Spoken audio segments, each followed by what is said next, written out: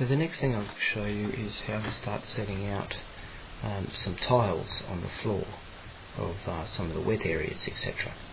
And to do that at this stage, what we'll have to do is we'll have to close off. So I might change to the floor layer. Yeah, we don't need to make a new one, we've already got one. So I'll change to the floor layer, and I'll pick up my pencil and I'll draw a line that would go underneath the door from the bathroom. So I need to get rid of that face. By drawing the line, I've created a face there. Okay, I'll just undo that. See what happened there. So try that again. Just delete that face. That's all I wanted to delete. Yeah, okay, I'm not too sure what happened there before, but I seem to delete the top surface of the floor inside also. Anyway, now I've got a little line through there, and that'll stop my tiles coming through to the rest of the floor area. Now, we'll get you to create a new material now, and by the way, this is my set out for the bathroom sofa. It's fairly simple. I just allocated myself 900 for a shower recess. So that to that point there was 900, set out a construction line, and then I allocated myself a further 750, I think. Yeah, further 750, which could fit, say, a washer dryer in here to be a combined utility bathroom laundry area. And then I started my cabinetry from there and did the same as for the kitchen. So that's what the layout looks like there. I just went ahead also and pulled up some shapes to form a shower tray, and then on top of the shower tray I just constructed some 1.8 metre high lines to fill in for some faces for a glass shower screen.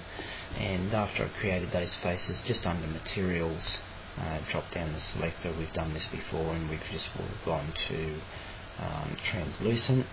And under translucent we had translucent glass that I dropped in those two faces to just indicate a shower screen area.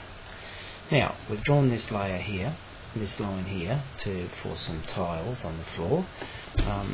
Well, I'll get you to now click this button through here to create a new material.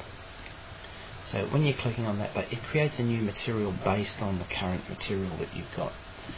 So we just go to the colour, we'll go drop down the colour wheel and change it to RGB and push everything up till everything's quite white.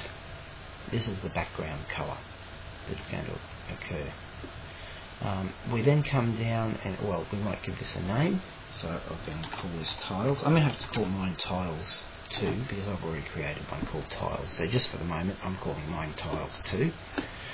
Click in use texture as an image.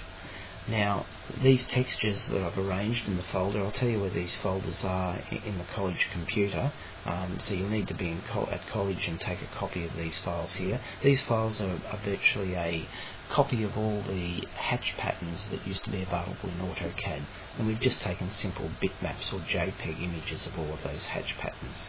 And one that works nice and simply, and my emphasis is on being simple, is this one called net.jpg. That's the file that we're using, so you can get a copy of that off the server at college. You need to give it a bit of a size, and you just play around with some different sizes. I'm not too sure what this colorize button does, by the way, but you can also set the opacity, so there's 100% opaque, or we'll leave it at about 50% opaque would be fine. Now, I've got that all saved there now. If I click on here, go back to we'll click OK. So that's our new material that we've created, tiles 2 in my case, tiles in your case. Now you should be able to then just click in there, you probably have already got it, and a paint bucket appears on this screen, and then you can drop that paint bucket into that material. Now we want our opacity obviously to be 100%, is one thing that I've just seen, so I'm going to go back to edit, and the opacity needs to be 100% like that. And it looks like our size is no good. We've also got to change our size. So we play around with these sizes here. I'm going to try something like 1500. I'll unlock those two together to make it evenly 1500 in both directions. But that doesn't really matter. And after I've got them there, I can close the chain again. And let's have a look at what effect that has. That's probably not a bad effect. tiles. You don't want to over hatch your drawing. We're going to be using this drawing for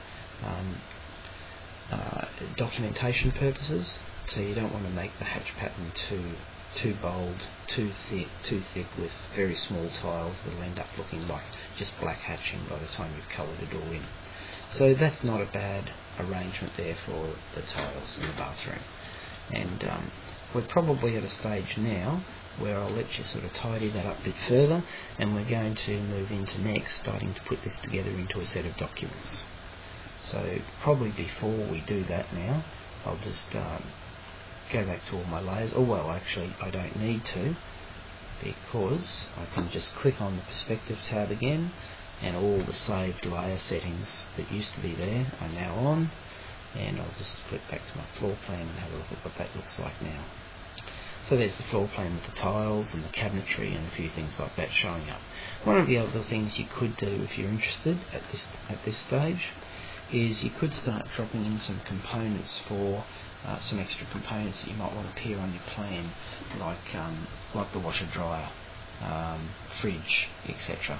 But keep it fairly simple. We don't want to go overboard. Probably a toilet would be a good idea, toilet pan, washer dryer, and I'd better put another one of these doors, find a door, cut an opening and put a door into the bathroom area. So that's what I'll head on doing next.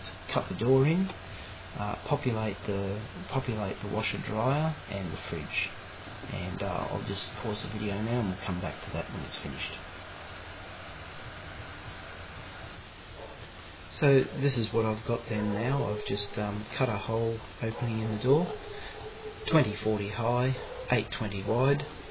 That'll allow me to actually insert a door later if I wish, or maybe I can just leave the elevation views with that opening in the wall and it would read all right. Then I've also populated some components.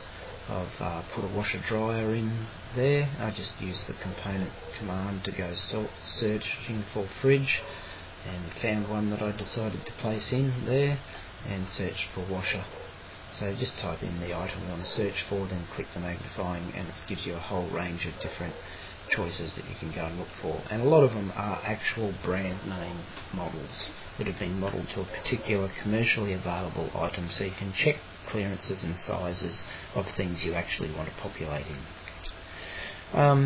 So that's where we'd probably leave it at this stage. I might just go back and set all my views and check what each of the views are looking like now from a perspective viewpoint. So click on perspective and all the settings should go back to floor plan. Now we're seeing what the floor plan looks like with some of these items populated, although I've got a bit of an issue here. Because of my cut plane for the floor plan, I'm actually showing the tiles through the middle of the washer here, so I might have to go and edit my particular washer, or I can actually fix that up in the documentation stage, so I'm not going to worry too much about that. Click back on floor plan to get it aligned properly. Elevations, just check that everything is reading correct. That's alright, and list elevation. Okay, and then the section view. Okay, so in the section view now we can see how we're actually cutting through the kitchen cabinet work. Because I pulled that cabinet work up without using the control key, you can see how this bottom line of the slab has gone grey. But once again, I've got an idea we can fix that up actually in the documentation stage of looking at these drawings. So that's not, everything looks pretty much in order. I'm just going to leave mine back at perspective and then do a save, and that's where we'll stop it at now. Next time what we're going to do is we're going to take you into the documentation stage. That'll be using these drawings in a different application called Layout. Now, to prepare for Layout, you'll actually need a copy of SketchUp Pro if you're going to do this at home. At college we'll have copies of SketchUp Pro installed on the college machines, but if you want to work along at home in this next stage, you're going to need SketchUp Pro, and SketchUp Pro will install another application called Layout, and that's where we're heading to next. So I'll just stop the video now.